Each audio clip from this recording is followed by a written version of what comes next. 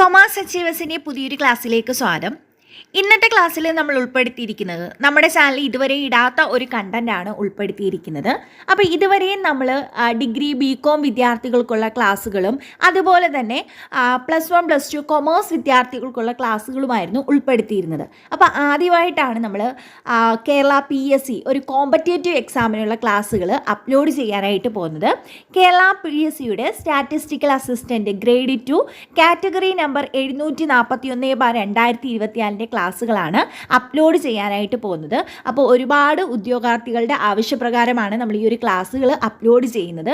അപ്പം നിങ്ങൾക്ക് ഈ PSC എക്സാമൊക്കെ എഴുതുന്നവർക്കറിയാം, ഒബ്ജക്റ്റീവ് എക്സാമാണ് നടക്കാനായിട്ട് പോകുന്നത്. അപ്പോൾ നമ്മൾ ഇതുപോലെ ഡിസ്ക്രിപ്റ്റീവ് ആയിട്ടുള്ള എക്സാം എഴുതിയതുപോലെയല്ല, അതിൽ നിന്ന് വളരെ വ്യത്യസ്തമായിട്ടാണ് നമ്മൾ പഠിക്കേണ്ടതും ഓരോ ടോപ്പിക്കും ഡെപ്തായിട്ട് അതിനെക്കുറിച്ച് അറിയേണ്ടതും ഉണ്ട്.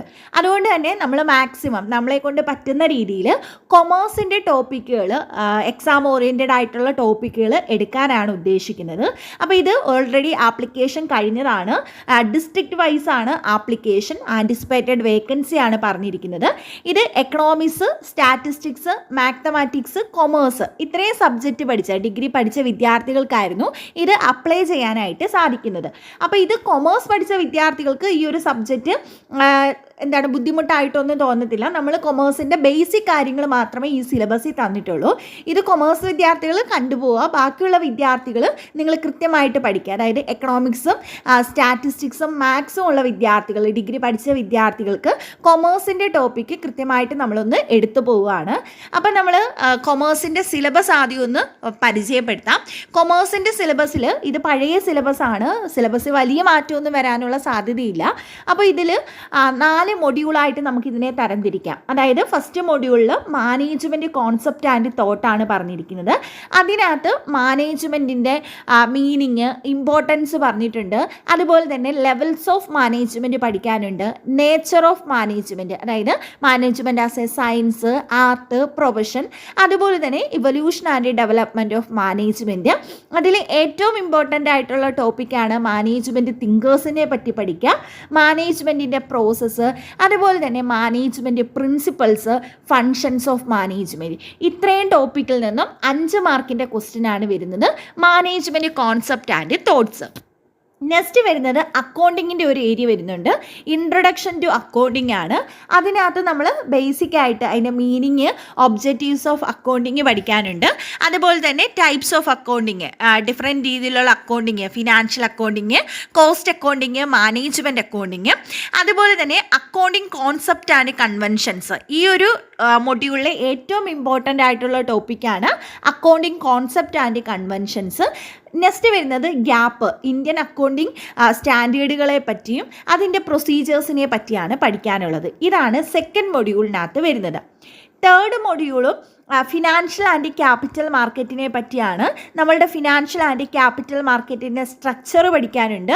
പ്രൈമറി ആൻഡ് സെക്കൻഡറി മാർക്കറ്റിനെ പറ്റി, അതുപോലെ തന്നെ methods of flotation of capital market, capital എങ്ങനെയാണെന്നുള്ളത്, പിന്നെ നമ്മുടെ സ്റ്റോക്ക് എക്സ്ചേഞ്ചിൻ്റെ functions, security traded in stock exchange, അതുപോലെ തന്നെ ഇന്ത്യയിലെ മേജർ സ്റ്റോക്ക് എക്സ്ചേഞ്ചുകൾ ഏതൊക്കെയാണ്, സെബിയുടെ റോളും ഫങ്ഷനും. ഇത്രയാണ് ഈ ഒരു മൂന്നാമത്തെ മൊഡ്യൂളിൽ നിന്ന് പഠിക്കാനായിട്ട് ഉള്ളത്. ഇനി നാലാമത്തെ മൊഡ്യൂൾ എന്ന് പറയുന്നത് ബാങ്കിങ് തിയറി ആൻഡ് പ്രാക്ടീസ് ആണ്.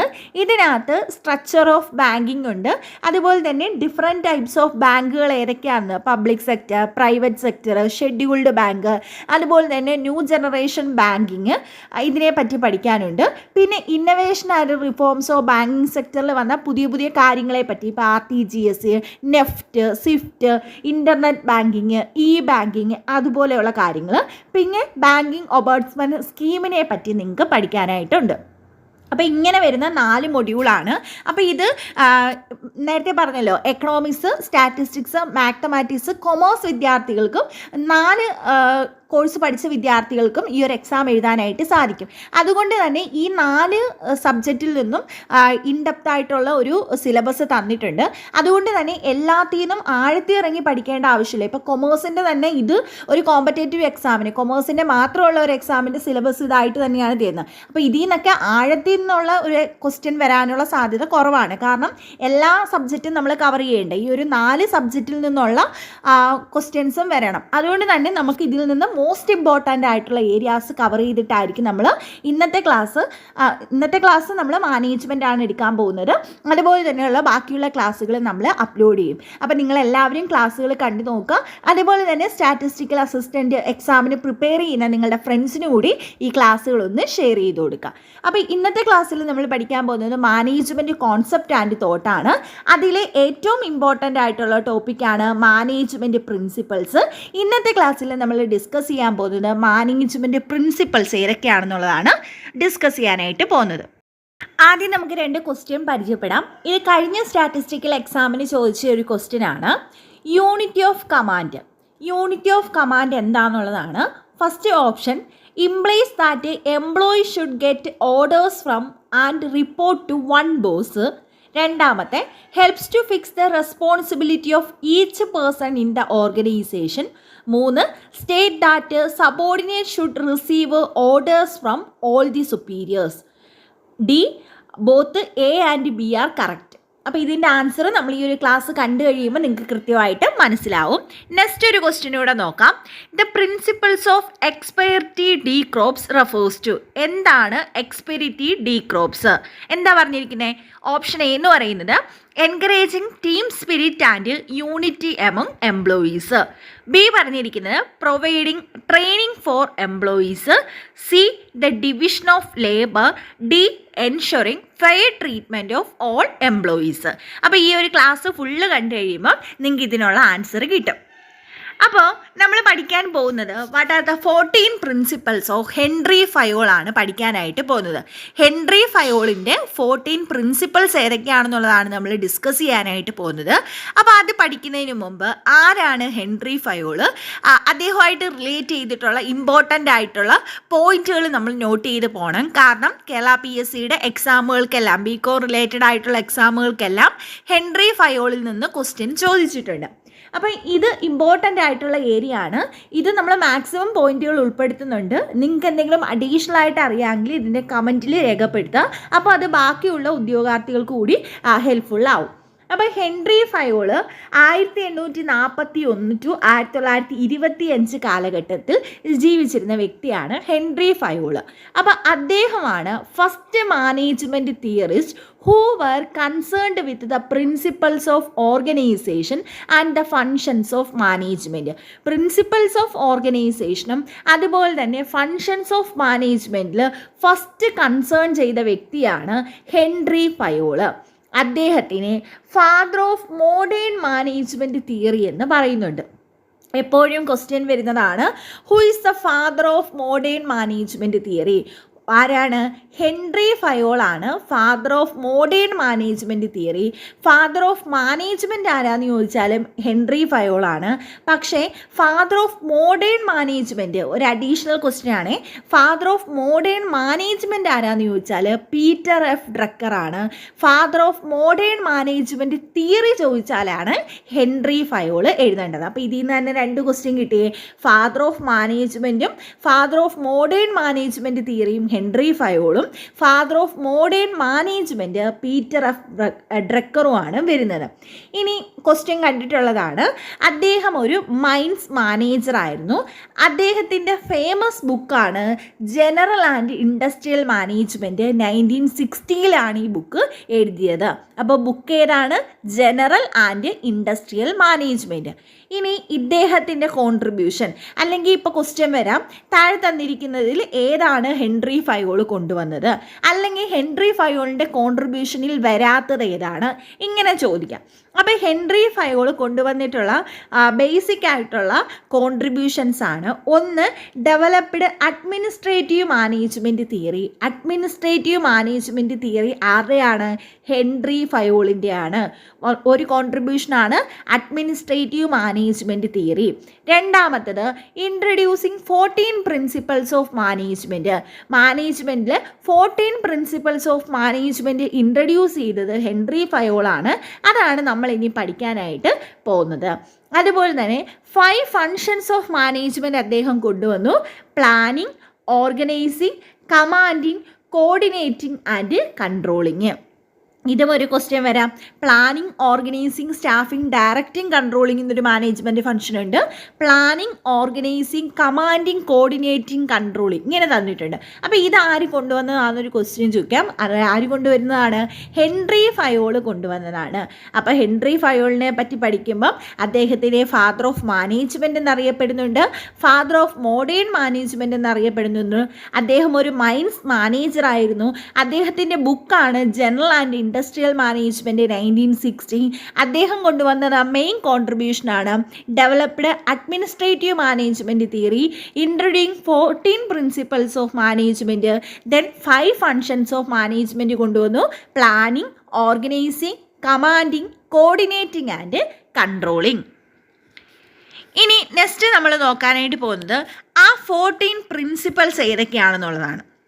ഓക്കെ, 14 പ്രിൻസിപ്പൾസ് ഒരുപാട് കുറച്ച് അധികം കാര്യങ്ങൾ നിങ്ങൾ ഇതിൽ നിന്ന് പഠിക്കണം. ആ കോൺസെപ്റ്റ് എന്താണെന്ന് മാത്രം മനസ്സിലാക്കിയിരുന്നാൽ മതി. നിങ്ങളത് ഡിസ്ക്രൈബ് ചെയ്ത് എക്സാം എഴുതാൻ പോവുമല്ല. അതുകൊണ്ട് തന്നെ എന്താണോ ആ കോൺസെപ്റ്റ് നിങ്ങൾ കൃത്യമായിട്ട് മനസ്സിലാക്കിയിരുന്നാൽ മതി. അപ്പം പ്രധാനമായിട്ടും നമ്മൾ ആദ്യം മോസ്റ്റ് ഇമ്പോർട്ടൻ്റ് ആയിട്ട് പഠിക്കുന്ന ഒരു പ്രിൻസിപ്പിളാണ് ഡിവിഷൻ ഓഫ് ലേബർ എന്ന് പറയുന്നത്. ഡിവിഷൻ ഓഫ് ലേബറിൽ എന്താ പറയുന്നതെന്ന് വെച്ചാൽ നമ്മളുടെ ഹോൾ വർക്കിനെ നമ്മൾ എന്ത് ചെയ്യണം? ഡിവൈഡ് ചെയ്ത് സ്മാൾ യൂണിറ്റുകളാക്കി മാറ്റണം. എന്നിട്ട് ആ ഓരോ യൂണിറ്റുകളും ഓരോ ഇൻഡിവിജ്വൽസിന് കൊടുക്കുകയും അത് കൃത്യമായിട്ട് അവർ പെർഫോം ചെയ്യുകയും ചെയ്യണം. ഇത് ബിസിനസ്സിൽ സ്പെഷ്യലൈസേഷൻ ഉണ്ടാക്കുകയും എഫിഷ്യൻസി ഇൻക്രീസ് ചെയ്യുകയും ചെയ്യുമെന്നാണ് ഹെൻറി ഫയോൾ പറയുന്നത്. അതായത് നമ്മളിപ്പോൾ ഒരു വലിയ ജോലിയാണ് ഇപ്പം നമ്മൾ പറയുകയാണ്, ഇപ്പം നമുക്കൊരു കല്യാണം നടത്തുക എന്നുള്ളത്. ഒരു കല്യാണം എന്ന് പറയുന്നത് ഒരു വലിയ ജോലിയാണ്. ഓക്കെ, വലിയ കാര്യങ്ങൾ അതിൽ ചെയ്യാനുണ്ട്. അപ്പോൾ അതിൻ്റെ ഓരോ ഫംഗ്ഷനും നമ്മൾ ഓരോരുത്തരെ ഏൽപ്പിക്കുകയാണ്. അതായത് സദ്യ ഒരുക്കുന്നത് വേറൊരാളെ ഏൽപ്പിക്കുന്നു, പന്തലിടുന്നത് വേറൊരാളെ ഏൽപ്പിക്കുന്നു, അല്ലെങ്കിൽ ഗോൾഡ് പർച്ചേസ് ചെയ്യുന്നത് വേറൊരാൾ ചെയ്യുന്നു. ഇങ്ങനെ ഓരോ വർക്കിനെയും ഓരോരുത്തർക്കും അസൈൻ ചെയ്ത് കൊടുത്താൽ ആ ഓരോ വർക്കിൻ്റെയും സ്പെഷ്യലൈസേഷൻ അവർക്ക് അതിൽ കൃത്യമായിട്ട് കാര്യങ്ങൾ ചെയ്യാനായിട്ട് സാധിക്കും. അപ്പോൾ ഫസ്റ്റ് പ്രിൻസിപ്പിൾ ഏതാ? Division of labour. Division of labour എന്ന് പറഞ്ഞാൽ നമ്മളുടെ വർക്കിനെ ഡിവൈഡ് ചെയ്ത് സ്മാളർ യൂണിറ്റ് ആക്കി മാറ്റിയിട്ട് ഓരോ എംപ്ലോയീസിനും അത് പെർഫോം ചെയ്യാനായിട്ട് കൊടുക്കണം. രണ്ടാമത്തതാണ് അതോറിറ്റി ആൻഡ് റെസ്പോൺസിബിലിറ്റി. എന്താണ് അതോറിറ്റി, എന്താണ് റെസ്പോൺസിബിലിറ്റി? അതോറിറ്റി എന്താണെന്ന് വെച്ചാൽ right to give orders and power to act obedience. എന്താണ് പറയുന്നത്? Power to exact obedience. അപ്പോൾ അതോറിറ്റി എന്ന് പറഞ്ഞാൽ ഓർഡർ കൊടുക്കാനുള്ള അധികാരത്തെയാണ് നമ്മൾ എന്തെന്ന് പറയുന്നത്? അതോറിറ്റി എന്ന് പറയുന്നത്. റെസ്പോൺസിബിലിറ്റി എന്ന് പറഞ്ഞാൽ എന്താണ്? Is a obligation to perform the task of one's ability. നമുക്ക് എന്ത് ചെയ്യാം? ആ എന്താണോ നമുക്ക് കിട്ടിയ അധികാരം, അതായത് എന്താണോ നമ്മൾ ചെയ്യേണ്ടത് അത് കൃത്യമായിട്ട് ചെയ്യുക എന്നുള്ളതാണ് റെസ്പോൺസിബിലിറ്റി എന്ന് പറയുന്നത്. അപ്പോൾ അതോറിറ്റി എന്ന് പറഞ്ഞാൽ റൈറ്റ് ടു ഗീവ് ഓർഡേഴ്സ് കൊടുക്കുന്നതിനെ നമ്മൾ അതോറിറ്റി എന്നും അത് കൃത്യമായിട്ട് പെർഫോം ചെയ്യുന്നതിനെ നമ്മൾ എന്തും പറയും? ഒബ്ലിഗേഷൻ എന്ന് പറയും. ഹെൻറി ഫയോൾ എന്ന് പറയുന്നത് എന്താണെന്ന് വെച്ചാൽ ഒരു ഓർഗനൈസേഷനിൽ അതോറിറ്റിയും റെസ്പോൺസിബിലിറ്റിയും തമ്മിൽ ഒരു പാരിറ്റി ഉണ്ടായിരിക്കണം, റിലേഷൻഷിപ്പ് ഉണ്ടായിരിക്കണം. അതായത് കൃത്യമായിട്ട് അതോറിറ്റി നമ്മൾ പ്രൊവൈഡ് ചെയ്യണം, അതുപോലെ തന്നെ ആ അതോറിറ്റി വെച്ച് അവർ കൃത്യമായിട്ട് അവരുടെ റെസ്പോൺസിബിലിറ്റി എന്ത് ചെയ്യണം? ചെയ്യുകയും വേണം. Next വണ്ണാണ് discipline. ഡിസിപ്ലിൻ എന്ന് പറയുന്നത് അതായത് നമ്മുടെ ഓർഗനൈസേഷന് റൂൾസ് ആൻഡ് റെഗുലേഷൻസിനെ എന്ത് ചെയ്യണം? ഓരോ എംപ്ലോയീസും റെസ്പെക്റ്റ് ചെയ്യണം. അതാണ് ഡിസിപ്ലിനകത്ത് പറയുന്നത്. Respect to rules and regulations. അപ്പോൾ റൂൾസ് ആൻഡ് റെഗുലേഷൻസിനെ എന്ത് ചെയ്യണം? റെസ്പെക്റ്റ് ചെയ്യണം. നെക്സ്റ്റ് പറയുന്നത് യൂണിറ്റി ഓഫ് കമാൻഡ് ആണ്. വളരെ ഇമ്പോർട്ടൻ്റ് ആയിട്ടുള്ള ഒരു പ്രിൻസിപ്പിളാണ് യൂണിറ്റി ഓഫ് കമാൻഡും അതുപോലെ തന്നെ യൂണിറ്റി ഓഫ് ഡയറക്ഷനും പറയുന്നത്. യൂണിറ്റി ഓഫ് കമാൻഡ് എന്താണെന്ന് പറഞ്ഞാൽ means one boss for one subordinate receiving orders from more than one boss can delay actions. Unity of കമാൻഡിൽ പറയുന്നത് ഒരാൾ ഒരു സബോർഡിനേറ്റ് ഒരു ബോസിൽ നിന്ന് മാത്രമേ അറ്റ് എ ടൈം ഓർഡേഴ്സ് സ്വീകരിക്കാവൂ. ഇപ്പോൾ എക്സാമ്പിൾ പറഞ്ഞാൽ ഇപ്പോൾ നമ്മുടെ വീട്ടിൽ നിൽക്കുന്ന ഒരു ജോലിക്കാരൻ, അപ്പോൾ ആ ജോലിക്കാരനോട് ആ വീട്ടിലെ ഹസ്ബൻഡ് പറയാണ് നീ കാറ് വാഷ് ചെയ്യാൻ പറയാണ്. അപ്പോൾ അവിടുത്തെ വൈഫ് പറയാണ് നീ മാർക്കറ്റിൽ പോയിട്ട് എന്താണ് സാധനങ്ങൾ വാങ്ങിക്കൊണ്ട് വരികയാണ്. ഓക്കെ, അവിടുത്തെ ഒരു മുതിർന്ന ആൾ പറയാണ് ഇതൊന്നും ചെയ്യണ്ട, നീ ഗാർഡനിലെ കാര്യങ്ങൾ ചെയ്യുക. അപ്പോൾ ആ ഒരു സബോർഡിനേറ്റ് അല്ലെ ആ ജോലിക്കാരൻ എന്ത് ചെയ്യും? അയാൾക്കൊരു കൺഫ്യൂഷൻ വരത്തില്ലേ, ഇതിൽ ഏത് ബോസിൻ്റെ എന്താണ് ഓർഡർ സ്വീകരിക്കണം. അങ്ങനെ ചെയ്യാനായിട്ട് പാടില്ല. ഇതിപ്പം യൂണിറ്റി ഓഫ് കമാൻഡിന് വിരുദ്ധമായിട്ടുള്ള കാര്യമാണ് ചെയ്തത്. യൂണിറ്റി ഓഫ് കമാൻഡിൽ പറഞ്ഞിരിക്കുന്നത് എന്താണ്? അറ്റ് എ ടൈം ഒരു സബോർഡിനേറ്റ് ഒരു സുപ്പീരിയറിൻ്റെ കയ്യിൽ നിന്ന് മാത്രമേ എന്ത് ചെയ്യാവുള്ളൂ? ഓർഡേഴ്സ് റിസീവ് ചെയ്യാനായിട്ട് പാടുള്ളൂ. At a time more than one എന്ത് കിട്ടിയാൽ ഓർഡേഴ്സ് കിട്ടിയാൽ അയാൾ ചെയ്യുന്ന ആക്ഷൻസ് എന്താവാനുള്ള സാധ്യതയുണ്ട്? ഡിലേ ആവാനുള്ള സാധ്യതയുണ്ട്. അപ്പോൾ ഈ ഒരു പ്രിൻസിപ്പിൾ അനുസരിച്ച് ഒരാൾ അറ്റ് എ ടൈം ഒരാളുടെ കയ്യിൽ നിന്ന് മാത്രമേ എന്ത് ചെയ്യാവൂ? ഓർഡർ റിസീവ് ചെയ്യാവൂ. അതുകൊണ്ട് തന്നെ ഓരോ എംപ്ലോയീസും ചെയ്യേണ്ട ജോലികൾ എന്താണെന്ന് കൃത്യമായിട്ട് നമുക്കറിയാനായിട്ട് സാധിക്കും. അടുത്തതാണ് unity of direction. Unity of ഡയറക്ഷനിൽ പറയുന്നതെന്ന് വെച്ചാൽ ഒരു ഓർഗനൈസേഷനിൽ എല്ലാ എംപ്ലോയീസിനും അതുപോലെ തന്നെ എല്ലാവർക്കും ഒരു ഗോള് മാത്രമേ ഉണ്ടാവാനായിട്ട് പാടുള്ളൂ. The management principle state that a group of employees with same goal should have one plan and one leader. അവർക്ക് one plan and one action. അത് വേണമെങ്കിൽ നെക്സ്റ്റ് ഒരു ക്വസ്റ്റ്യൻ ആയിട്ട് വരാം PSC. ഒരു ഗോളും ഒരു ആക്ഷനും ഉള്ള പ്രിൻസിപ്പൾ ഏതാണെന്ന് ചോദിച്ചാൽ അത് യൂണിറ്റി ഓഫ് ഡയറക്ഷനാണ്. യൂണിറ്റി ഓഫ് ഡയറക്ഷനിൽ പറയുന്നത് ഒരു ബോസേ ഉണ്ടാവൂ, അതുപോലെ തന്നെ ഒരു ഗോൾ മാത്രമേ അറ്റ് എ ടൈം ഒരു ഓർഗനൈസേഷന് ഉണ്ടാവാനായിട്ട് പാടുള്ളൂ. അതാണ് unity of direction. Unity of കമാൻഡും യൂണിറ്റി ഓഫ് ഡയറക്ഷനും തിരിഞ്ഞു പോലെ യൂണിറ്റി ഓഫ് കമാൻഡ് എന്ന് പറഞ്ഞാൽ അറ്റ് എ ടൈം ഒരാളുടെ കയ്യിൽ നിന്ന് മാത്രമേ ഓർഡർ റിസീവ് ചെയ്യാനായിട്ട് പാടുള്ളൂ. യൂണിറ്റി ഓഫ് ഡയറക്ഷൻ എന്ന് പറഞ്ഞാൽ നമ്മുടെ ഗ്രൂപ്പ് ഓഫ് എംപ്ലോയീസിന് സെയിം ഗോളും അതുപോലെ തന്നെ വൺ പ്ലാനും വൺ ലീഡറും മാത്രമേ ഉണ്ടാവാനായിട്ട് പാടുള്ളൂ. ക്ലിയർ? അടുത്തതാണ് subordination of individual interest to general interest. ഇത് ഓർഗനൈസേഷൻ പറയുന്നത് എന്താണെന്ന് വെച്ചാൽ എല്ലാ ഓർഗനൈസേഷനും പ്രൈമറി എന്ന് പറയുന്നത് ഇൻഡിവിജ്വൽ ഗോൾസ് ആയിരിക്കും. ഓർഗനൈസേഷൻ്റെ ഗോൾസ് എന്ന് പറയുന്നത് പ്രൈമറിയും അതുപോലെ തന്നെ ഇൻഡിവിജ്വൽസിൻ്റെ ഗോൾ എന്ന് പറയുന്നത് സെക്കൻഡറിയും ആയിരിക്കും. ഇപ്പോൾ എക്സാമ്പിൾ പറഞ്ഞാൽ ഒരു എംപ്ലോയി ഒരു ഓർഗനൈസേഷനിൽ ജോലിക്കുകയാണ്. അപ്പോൾ ആ എംപ്ലോയിക്ക് പല രീതിയിലുള്ള ലക്ഷ്യങ്ങളാണ്. പക്ഷേ പ്രധാനപ്പെട്ട ഒരു ലക്ഷ്യം എന്ന് പറയുന്നത് അയാളുടെ കരിയർ ഡെവലപ്പ് ചെയ്യുക, അല്ലെങ്കിൽ അയാൾക്ക് നല്ല സാലറി കിട്ടുക എന്നുള്ളതാണ്. ഓക്കെ, മറ്റൊരു പോയിന്റ് ഓഫ് വ്യൂ പറയുകയാണ്, ഒരു കുറച്ചുകൂടി കമ്മിറ്റഡ് ആയിട്ടുള്ള എംപ്ലോയീസ് ആണെങ്കിൽ അവർ ചിന്തിക്കുന്നത് എന്താണ്? എൻ്റെ സാലറിയേക്കാൾ അപ്പുറം എനിക്ക് എന്ത് ചെയ്യണം? ഈ ഓർഗനൈസേഷനെ ഒരു പ്രോഫിറ്റബിൾ ആക്കി മാറ്റണം. അങ്ങനെയാണെങ്കിൽ സാധാരണയായിട്ട് എനിക്ക് കിട്ടുന്ന സാലറിയിലൊക്കെ എന്തുണ്ടാവും? ഇൻക്രിമെൻറ്റ് ഉണ്ടാവും. അപ്പം ഹെൻറി ഫയോൾ എന്താ പറയുന്നതെന്ന് വെച്ചാൽ ഒരു ഓർഗനൈസേഷനിലെ എംപ്ലോയിയുടെ പ്രൈമറി ഗോൾ എപ്പോഴും എന്തായിരിക്കണം? ഓർഗനൈസേഷൻ്റെ ഗോളായിരിക്കണം. അയാൾക്ക് എന്തെങ്കിലും ഇൻഡിവിജ്വൽ ആയിട്ടുള്ള എന്തെങ്കിലും ഗോൾ ഉണ്ടെങ്കിൽ അത് അയാൾ എന്തായിട്ട് വെക്കണം? സെക്കൻഡറി ആയിട്ടേ വെക്കാവൂ. നമ്മൾ ഒരിക്കലും ഓർഗനൈസേഷൻ്റെ ഗോളുമായിട്ട് നമ്മുടെ ഗോളിന് വേണ്ടി ഒന്നും പ്രവർത്തിക്കല്. എപ്പോഴും നമ്മൾ പ്രവർത്തിക്കേണ്ടത് ഓർഗനൈസേഷൻ്റെ ഗോൾ അച്ചീവ് ചെയ്യാനായിരിക്കണം നമ്മൾ പ്രവർത്തിക്കേണ്ടത്. ഇതിൽ നിന്നൊക്കെ ഓരോ ക്വസ്റ്റ്യൻസ് ഞാൻ പറയുന്നുണ്ട്, അത് കൃത്യമായിട്ട് നിങ്ങൾ മനസ്സിലാക്കാം. നെക്സ്റ്റ് വരുന്നത് റെമ്യൂണറേഷനാണ്. റെമ്യൂണറേഷൻ എന്ന് പറഞ്ഞാൽ എന്താണെന്ന് അറിയാലോ, നമ്മൾ അവർക്ക് സാലറി ആയിട്ട് കൊടുക്കുന്നതിനെയാണ് നമ്മൾ റെമ്യൂണറേഷൻ എന്ന് പറയുന്നത്, അല്ലെങ്കിൽ ഏതെങ്കിലും രീതിയിൽ ഇൻസെൻറ്റീവ്സ് കൊടുക്കുന്നതിനെയായിരിക്കും റെമ്യൂണറേഷൻ എന്ന് പറയുന്നത്. അപ്പോൾ ഹെൻറി ഫയോൾ പറയുന്നത് നമ്മുടെ റെമ്യൂണറേഷൻ എപ്പോഴും എന്തായിരിക്കണം? ഒരു ഫെയർ സിസ്റ്റം ഓഫ് റെമ്യൂണറേഷൻ ആയിരിക്കണം. അതായത് അവർ വർക്ക് ചെയ്യുന്നതിന് ഈക്വലൻ്റ് ആയിട്ടുള്ള എമൗണ്ട് ആയിരിക്കണം നമ്മൾ എപ്പോഴും എന്ത് ചെയ്യേണ്ടത്? റെമ്യൂണറേഷൻ കൊടുക്കേണ്ടത്. അതുപോലെ തന്നെ ഒരു ജോലി ചെയ്യുന്ന എല്ലാ എംപ്ലോയീസിനും ഒരേപോലെയുള്ള സാലറി ആയിരിക്കണം കൊടുക്കേണ്ടത്. അല്ലാതെ ഇൻഡിവിജ്വൽ കൺസിഡറേഷൻ വെച്ച് ഒരാൾക്ക് കൂടുതൽ സാലറിയോ ഒരാൾക്ക് കുറവ് സാലറിയോ കൊടുക്കാനായിട്ട് പാടില്ല. അവരെന്താണോ വർക്ക് ചെയ്യുന്നത് അതിന് ഇക്വിറ്റബിൾ ആയിട്ടുള്ള സാലറി ആയിരിക്കണം നമ്മൾ ഓർഗനൈസേഷനിൽ കൊടുക്കേണ്ടത്. നെക്സ്റ്റ് പറയുന്നത് സെൻട്രലൈസേഷനാണ്. സെൻട്രലൈസേഷൻ എന്താ പറയുന്നത് വെച്ചാൽ, സെൻട്രലൈസേഷൻ എന്ന് പറഞ്ഞാൽ കോൺസെൻട്രേഷൻ അറ്റ് ദ ടോപ്പ് എന്നാണ്. അതായത് ഓർഗനൈസേഷന് സെൻട്രലൈസേഷൻ പവർ എപ്പോഴും ഇരിക്കേണ്ടത് ടോപ്പ് ലെവലിലാണെന്നാണ് പറയേണ്ടത്. കാരണം നമ്മുടെ പവർ, അതായത് നമ്മുടെ അധികാരം നമ്മൾ ഒരിക്കലും എന്ത് ചെയ്യരുത്, താഴേക്ക് എല്ലാവർക്കും ഡീസെൻട്രലൈസ് ചെയ്ത് കൊടുക്കാനായിട്ട് പാടില്ല. എപ്പോഴും അധികാരം ഇരിക്കേണ്ടത് മുകളിൽ മാത്രമായിരിക്കണം. അതായത് ടോപ്പ് മാനേജ്മെൻറ്റിൻ്റെ അടുത്ത് മാത്രമായിരിക്കണം അധികാരം ഇരിക്കേണ്ടത്.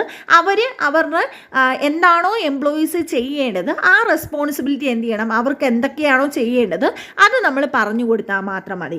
ഡീസെൻട്രലൈസേഷൻ എന്ന് പറഞ്ഞാൽ എല്ലാവർക്കും അധികാരം വീതിച്ച് കേൾക്കുന്നതിനെയാണ് നമ്മൾ ഡീസെൻട്രലൈസേഷൻ എന്ന് പറയുന്നത്. പക്ഷെ ഓർഗനൈസേഷനിൽ എപ്പോഴും എന്താ വേണ്ടത്, സെൻട്രലൈസേഷനാണ്. മുകളിൽ ഇരിക്കുന്ന ആൾക്ക് തന്നെയായിരിക്കണം എപ്പോഴും എന്ത് ചെയ്യേണ്ടത്, അധികാരം വേണ്ടത്. നെക്സ്റ്റ് വളരെ ഇമ്പോർട്ടൻ്റ് ആയിട്ടുള്ള ഒന്നാണ് സ്കേലാർ ചെയിൻ എന്ന് പറയുന്നത്. ഇത് എക്സാമിന് ചോദിക്കും. ഇതിൽ നിന്ന് അകത്തുനിന്നും ക്വസ്റ്റ്യൻസ് വരാനുള്ള സാധ്യതയുണ്ട്. അപ്പോൾ സ്കേലാർ ചെയിൻ എന്ന് പറയുന്നത് ടോപ്പ് ടു ബോട്ടത്തിലേക്കുള്ള ഒരു ഹൈറാർക്കിക്കൽ അതോറിറ്റിയാണ് നമ്മൾ സ്കേലാർ ചെയിൻ എന്ന് പറയുന്നത്. അപ്പോൾ സ്കേലാർ ചെയിൻ എന്ന് പറഞ്ഞാൽ authority or command from top to bottom, ഇങ്ങനെയാണ് സ്കേലാർ ചെയിൻ ഇരിക്കുന്നത്. ഇപ്പം ABCDEF.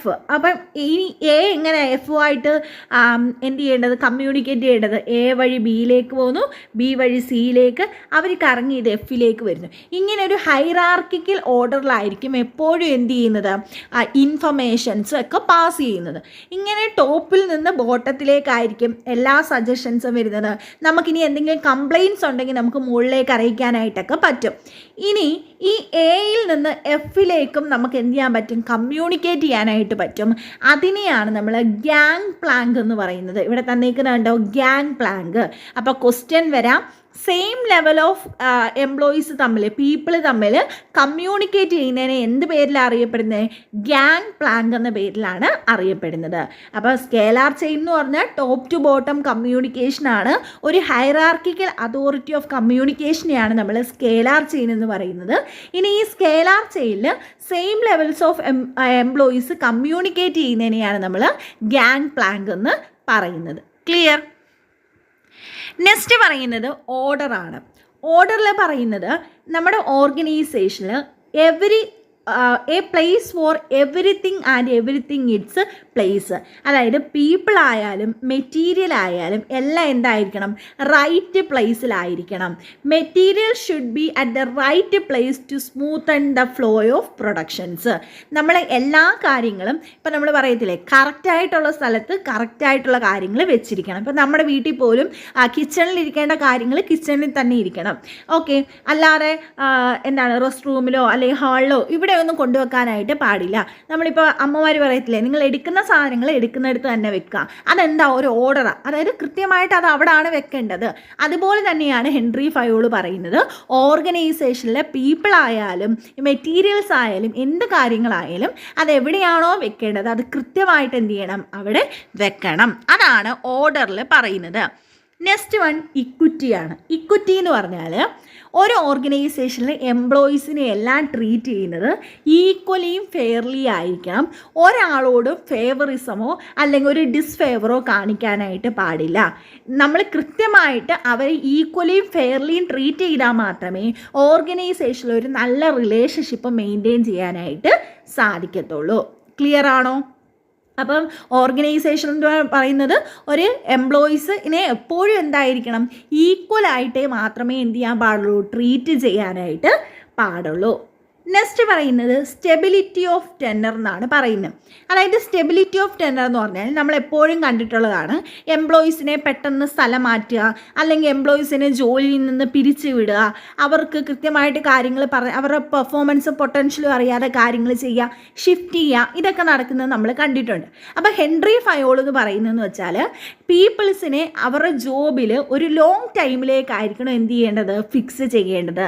അവരെ ഫ്രീക്വൻ്റ് ആയിട്ട് ട്രാൻസ്ഫർ ചെയ്യാനോ അല്ലെങ്കിൽ അവരെ ജോലിയിൽ നിന്ന് പെട്ടെന്ന് പിരിച്ചുവിടാനോ ഇങ്ങനത്തെ ഉള്ള കാര്യങ്ങൾ ചെയ്യാനായിട്ട് പാടില്ല.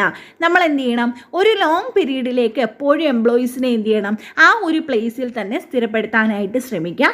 എപ്പോഴും നമ്മൾ ഫ്രീക്വൻ്റ് ആയിട്ട് എന്ത് ചെയ്യാൻ പാടില്ല, ട്രാൻസ്ഫർ ചെയ്യാനായിട്ട് പാടില്ല. അങ്ങനെ ഫ്രീക്വൻ്റ് ആയിട്ട് ട്രാൻസ്ഫർ ചെയ്താൽ അവരുടെ പൊട്ടൻഷ്യൽ എന്താണെന്ന് നമുക്ക് അറിയാനായിട്ട് സാധിക്കത്തില്ല. ഇതാണ് സ്റ്റെബിലിറ്റി ഓഫ് ടെന്നർ എന്ന് പറയുന്നത്. ഇനി അടുത്തതാണ് ഇനിഷ്യേറ്റീവ്. 13ാമത്തെ പ്രിൻസിപ്പിളാണ് ഇനിഷ്യേറ്റീവ് എന്ന് പറയുന്നത്. ഇനിഷ്യേറ്റീവ് എന്താണെന്ന് പറഞ്ഞാൽ നമ്മുടെ ഓരോ ഓർഗനൈസേഷനിലെ എംപ്ലോയീസിനും അവർക്ക് അവരുടേതായ കഴിവുകളുണ്ട്. എപ്പോഴും മുകളിൽ നിന്ന് തരുന്ന ഓർഡർ അനുസരിച്ച് മാത്രമല്ല ജോലി ചെയ്യേണ്ടത്, ആ ഓർഡർ അനുസരിച്ച് ചെയ്യണം. അതുപോലെ തന്നെ അവരെ എന്ത് ചെയ്യണം, അവർക്ക് അവരുടെ കഴിവ് കൊണ്ട് ചെയ്യാനും കൂടി നമ്മൾ അവരെ എന്ത് ചെയ്യണം, പ്രേരിപ്പിക്കണം, അല്ലെങ്കിൽ അവർക്ക് അതിനുള്ള അവസരം കൊടുക്കണം. അപ്പോൾ ഇനിഷ്യേറ്റീവ് എന്താ പറയുന്നതെന്ന് വെച്ചാൽ ability to originate or ബിഹിൻ things, the freedom to design new way of work. അവർക്ക് അവരുടേതായ രീതിയിൽ ആ വർക്ക് ചെയ്യാനുള്ള അവസരം കൊടുക്കണം. എപ്പോഴും നമ്മളൊരു വർക്ക് എന്താണെന്ന് മാത്രമേ പറയാവൂ എംപ്ലോയീസിനോട്. ആ വർക്ക് എങ്ങനെ ചെയ്യണമെന്ന് അവരോട് പറയാൻ പാടില്ല. അപ്പോൾ നമ്മൾ എന്താണോ വർക്ക് എന്ന് പറയുമ്പം ആ സബോർഡിനേറ്റിന് അറിയാം അതെങ്ങനെ ചെയ്യണമെന്ന്. അപ്പോൾ അങ്ങനെ ചെയ്യാനുള്ള ഫ്രീഡം അവർക്ക് കൊടുക്കണം. എങ്കിൽ മാത്രമേ ഓർഗനൈസേഷന് സ്മൂത്തായിട്ട് മുന്നോട്ട് പോകാനായിട്ട് സാധിക്കത്തുള്ളൂ. നെക്സ്റ്റ് പഠിക്കുന്നത് എക്സ്പിരിറ്റി ഡീക്രോപ്സ്, അല്ലെങ്കിൽ അതിനെ നമ്മൾ യൂണിറ്റി ഈസ് സ്ട്രെങ്ത് എന്ന് പറയാം. People should work as a team. It means loyalty to the body of members. നമ്മളിപ്പം യൂണിയനെ പറ്റിയൊക്കെ അറിയത്തില്ലേ, യൂണിയൻ എന്താണ്, എല്ലാ ഓർഗനൈസേഷനിലും ഒരു യൂണിയൻ ഉണ്ട്. അതായത് അവരുടെ ആദർശമായിട്ട് നിൽക്കുന്ന ഒരു ഗ്രൂപ്പിൽ അവരെന്ത് ചെയ്യും, ജോയിൻ ചെയ്യും. അതിനെയാണ് നമ്മൾ യൂണിറ്റി ഈസ് സ്ട്രെങ്ത് എന്ന് പറയുന്നത്. അതായത് അവിടെ പറയുന്നത് എപ്പോഴും നമ്മൾ എംപ്ലോയീസ് വർക്ക് ചെയ്യേണ്ടത് ഒരു ടീമായിട്ടായിരിക്കണം എന്ത് ചെയ്യേണ്ടത്, വർക്ക് ചെയ്യേണ്ടത്. അവർക്ക് അവരുടെ ഇതുമായിട്ട് ബന്ധപ്പെട്ട ടീമുകളിൽ ചേരാനുള്ള ഇതുകൂടി ഒരു ഓർഗനൈസേഷനിൽ ഉണ്ടായിരിക്കണം. അപ്പോൾ ഒന്ന് റിവൈൻഡ് അടിച്ചു പോവുകയാണ്. നമ്മൾ 14 പ്രിൻസിപ്പിൾസും നോക്കിക്കഴിഞ്ഞു. 14 പ്രിൻസിപ്പിൾസ് ആദ്യം പഠിച്ചത് ഡിവിഷൻ ഓഫ് വർക്കാണ്. വർക്ക് എന്ത് ചെയ്യണം, ഡിവൈഡ് ചെയ്ത് കൊടുക്കണം ഓരോ എംപ്ലോയീസിനും. നെക്സ്റ്റ് അതോറിറ്റി ആൻഡ് റെസ്പോൺസിബിലിറ്റിയാണ് പറഞ്ഞത്. അതോറിറ്റി എന്ന് പറഞ്ഞാൽ കൃത്യമായിട്ട് ഓർഡേഴ്സ് കൊടുക്കുക. റെസ്പോൺസിബിലിറ്റി എന്ന് പറഞ്ഞാൽ ആ ഓർഡേഴ്സ് കൃത്യമായിട്ട് അതിൻ്റെ ഒബ്ലിഗേഷൻസ് അവർ ചെയ്യാം. ഡിസിപ്ലിൻ എന്ന് പറഞ്ഞാൽ ഓർഗനൈസേഷൻ്റെ റൂൾസ് ആൻഡ് റെഗുലേഷൻസ് അവരെന്ത് ചെയ്യുക, ഫോളോ ചെയ്യാം. യൂണിറ്റി ഓഫ് കമാൻഡ് എന്ന് പറഞ്ഞാൽ ഒരു ബോസിൽ നിന്ന് മാത്രം എന്ത് ചെയ്യുക, ഓർഡേഴ്സ് റിസീവ് ചെയ്യുക. യൂണിറ്റി ഓഫ് ഡയറക്ഷൻ എന്ന് പറഞ്ഞാൽ ഒരു ബോസിൽ നിന്ന് മാത്രം ചെയ്യുക. അതുപോലെ തന്നെ അവർക്ക് കോമൺ ആയിട്ട് ഒരു ഗോൾ മാത്രമേ ഉണ്ടാവാവൂ. അടുത്തത് subordination of individual interest to general interest എന്ന് പറഞ്ഞാൽ നമ്മളെപ്പോഴും ഓർഗനൈസേഷൻ്റെ ഇൻട്രസ്റ്റിനാണ് പ്രൈമറി ഇമ്പോർട്ടൻസ് കൊടുക്കേണ്ടത്. ഇൻഡിവിജ്വൽ ഇൻട്രസ്റ്റിന് സെക്കൻഡറി ഇമ്പോർട്ടൻസ് ആണ് കൊടുക്കേണ്ടത്. റെമ്യൂണറേഷൻ എന്ന് പറഞ്ഞാൽ അവിടെ ഒരു ഫെയർ സിസ്റ്റം ഓഫ് റെമ്യൂണറേഷൻ ആയിരിക്കണം കൊടുക്കേണ്ടത്. സെൻട്രലൈസേഷൻ എന്ന് പറഞ്ഞാൽ എപ്പോഴും പവർ കേന്ദ്രീകരിച്ചിരിക്കുന്നത് ടോപ്പ് ലെവലിൽ ആയിരിക്കണം. സ്കേലാർ ചെയിൻ എന്ന് പറഞ്ഞാൽ അത് ഹൈറാർക്കി ഓഫ് അതോറിറ്റി ആണ്. സെയിം ലെവൽ ഓഫ് എംപ്ലോയീസ് തമ്മിൽ കമ്മ്യൂണിക്കേറ്റ് ചെയ്യുന്നതിനെ നമ്മൾ ഗ്യാങ് പ്ലാങ് എന്നാണ് പറയുന്നത്. ഇനി ഓർഡറാണ്. ഓർഡർ എന്ന് പറഞ്ഞാൽ എന്താണ്, എവരി ഐറ്റംസ് അത് സ്റ്റേ ചെയ്യുന്നത് അതിൻ്റെ കറക്റ്റ് റൈറ്റ് പ്ലേസിലായിരിക്കണം വെക്കേണ്ടത്. ഇക്വിറ്റി, എല്ലാ എംപ്ലോയീസിനെയും ഈക്വൽ ആയിട്ട് ട്രീറ്റ് ചെയ്യണം. സ്റ്റെബിലിറ്റി ഓഫ് ടെന്നർ എന്ന് പറഞ്ഞാൽ എംപ്ലോയീസിനെ ഫ്രീക്വൻ്റ് ആയിട്ട് ട്രാൻസ്ഫർ ചെയ്യാനായിട്ട് പാടില്ല. ഇനിഷ്യേറ്റീവ് എന്ന് പറഞ്ഞാൽ എംപ്ലോയീസിൻ്റെ അവർ കൂടി എന്ത് ചെയ്യണം, അവരുടെ രീതിയിൽ കാര്യങ്ങൾ ചെയ്യാനുള്ള ഒരു അവസരം കൊടുക്കണം. എക്സ്പിരിറ്റി ഡീക്രോപ്സ് എന്ന് പറഞ്ഞാൽ യൂണിറ്റി ഈസ് സ്ട്രെങ്ത് എന്നാണ്. എപ്പോഴും ടീമായിട്ട് വർക്ക് ചെയ്യാനുള്ള ഒരു അവസരം കൊടുക്കണം. ഇനി നമുക്ക് നമ്മുടെ ക്വസ്റ്റ്യനിലേക്ക് നോക്കാം. ക്വസ്റ്റ്യനിൽ ഏതായിരുന്നു first question? Unity of command ആണ്. നമ്മൾ യൂണിറ്റി ഓഫ് കമാൻഡ് പഠിച്ചു. യൂണിറ്റി ഓഫ് കമാൻഡ് എന്ന് പറഞ്ഞാൽ എന്താ പഠിച്ചത്?